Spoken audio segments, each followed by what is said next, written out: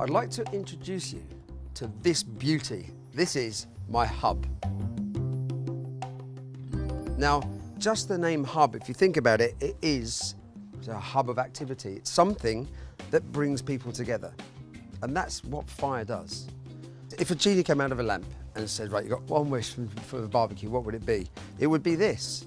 It would be a barbecue that is still using real fire, yet with all the convenience of a gas barbecue, which just means turning and pressing a button, flame comes on. Well, here, you've got your charcoal in there, nothing else.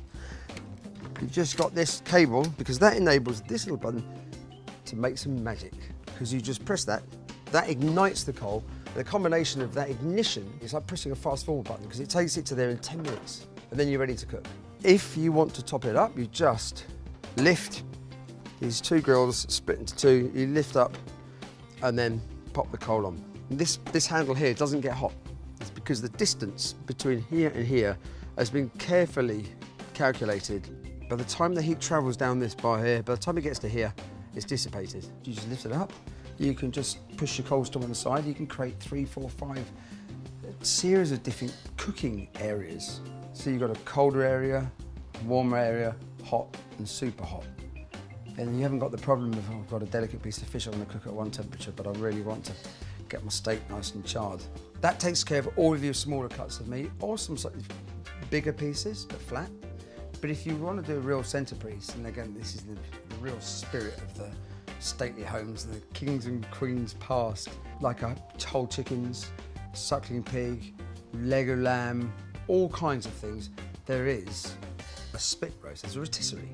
Because here, you've got these two pillars which hold the rotisserie.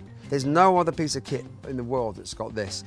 Managed to find a way to house the motor inside here, which means you don't have the hassle of putting it on and off. It's contained and works unbelievably well. Now here, these height adjusters mean that depending on the size of the food you're cooking, and also depending on the heat of the fire, you can actually easily just adjust the height this side, and then just do the same thing over this side here. Simple. And then there's a neat little hatch, pop the door open, and out comes the sabre. It's like Excalibur, the actual rod for put the meat on. And then the use of clip-lock forks would just make such a difference from those horrible little screws that would rust up, or you lose them, or they would never work in the first place.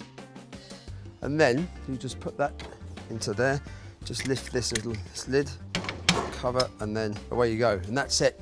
Now the reason for this is that through the cooking process, depending on several things like the type and size of the food that you're cooking and the amount of time you're cooking it for and the heat that's been generated, that meat may well contract.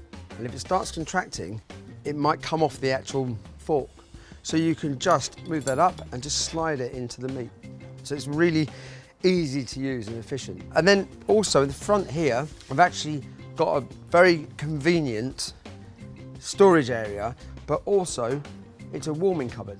So if you want to keep plates warm in there, ready to be taken off, and some of the bigger pieces could do with resting a bit, so the meat itself relaxes and they hold all of that wonderful juiciness inside the meat. Well, you've got it all here ready. So it's just turned your barbecue into something completely and utterly different. It's like taking your kitchen outside. And that for me is a very, very exciting thing indeed.